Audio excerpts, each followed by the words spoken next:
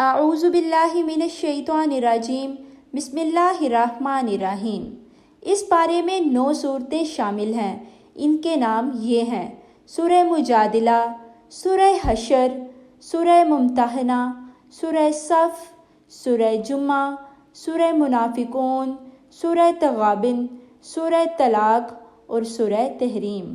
سورہ مجادلہ، اس صورت میں 4 باتیں بیان ہوئی ہیں۔ پہلی بات، زہار کے احکام بیان کیے گئے ہیں اور بتایا گیا ہے کہ کفارہ ادا کیے بغیر بیوی سے تعلق جائز نہیں۔ دوسری بات، فتنہ و فساد والی سرگوشیوں سے منع کیا گیا ہے اور نیکی اور تقویٰ کی باتوں کی ترغیب دی گئی ہے۔ تیسری بات، مجلس کے آداب سکھائے گئے ہیں کہ آنے والوں کو جگہ دی جائے اور حکم ملنے پر اٹھ جانا چاہیے۔ چوتھی بات، منافقین کی مذمت کر کے ان کے کردار سے خبردار کیا گیا ہے۔ سورہ حشر، اس صورت میں بھی 4 باتیں بیان ہوئی ہیں۔ پہلی بات، بنو نذیر کی جلاوطنی کے واقعے سے اللہ کی قدرت ظاہر کی گئی ہے۔ دوسری بات، مال غنیمت کے احکام بیان کیے گئے ہیں۔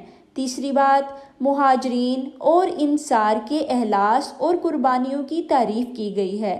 چوتھی بات، منافقین کی حقیقت واضح کی گئی ہے۔ سورہ ممتحنہ، اس صورت میں 2 باتیں بیان ہوئی ہیں۔ پہلی بات، کفار سے دلی دوستی رکھنے سے منع کیا گیا ہے۔ دوسری بات، ہجرت کر کے آنے والی عورتوں کے ایمان کی جانچ کا حکم دیا گیا ہے اور انہیں کفار کی طرف واپس نہ کرنے کی ہدایت دی گئی ہے۔ سورہ صف، اس صورت میں 3 باتیں بیان ہوئی ہیں۔ پہلی بات، اللہ کی راہ میں جہاد اور قربانی کی ترغیب دی گئی ہے۔ دوسری بات، بنی اسرائیل کے واقعات سے نصیحت دلائی گئی ہے۔ تیسری بات، اس تجارت کا ذکر کیا گیا ہے جس سے دنیا اور آخرت دونوں میں فائدہ ہو۔ سورۃ جمعہ، اس صورت میں 2 باتیں بیان ہوئی ہیں۔ پہلی بات، یہود کی نافرمانی اور دنیا پرستی کی مذمت کی گئی ہے۔ دوسری بات، نماز جمعہ کی فرضیت اور اس کے آداب سکھائے گئے ہیں۔ سورہ منافقون، اس صورت میں منافقین کی صفات، ان کے جھوٹ اور دنیا پرستی کو بیان کر کے ان سے خبردار کیا گیا ہے۔